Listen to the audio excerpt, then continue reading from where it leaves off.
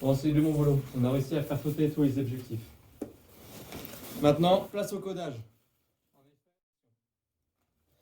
Quel code voulez-vous choisir?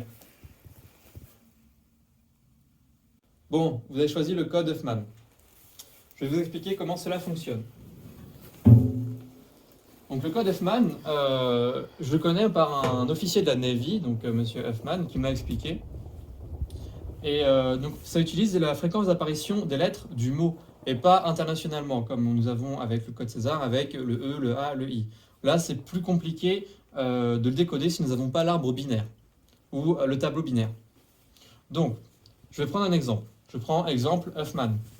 J'écris toutes les lettres à la suite, avec leur nombre de fréquences d'apparition dans le mot. Donc le A apparaît une fois, le E 3 fois, le F 2 fois, et ainsi de suite. Une fois que j'ai ces lettres, je vais les coller par 2 avec leur fréquence d'apparition. Donc le A, je vais le mettre avec le N qui font une fois. Ça va donner un poids de 2. Le E, il apparaît 3 fois, il n'y a pas d'autres lettres qui apparaissent 3 fois, donc je laisse tout seul au début. Le F et le M apparaissent 2 fois, ça va donner un poids de 4. Le P et le X une fois, ça va le mettre ensemble. Après, je vais coller à ces feuilles le H, ça va donner un poids de 3, et ainsi de suite. Les poids de 2, je vais les mettre ensemble, ça va me donner un poids de 4. Les poids de 3, donc le H, le P et le X, je vais le mettre avec eux, ça me donne un poids de 6. Et le poids de 4, je laisse tout seul.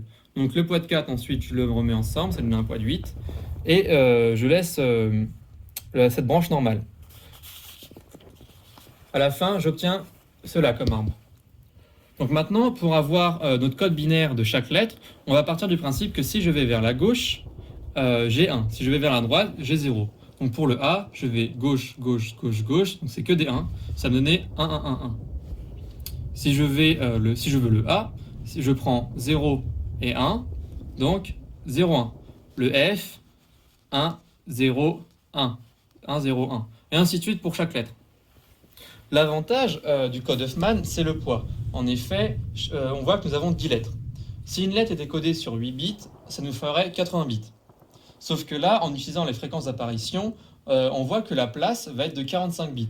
Ça nous donne un gain très intéressant pour le codage. En effet, on va avoir un gain de 44% par rapport à la place initiale.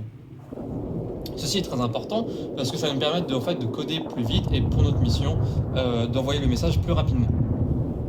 Donc, j'ai pu coder notre exemple, l'exemple Huffman, ça nous donne ceci.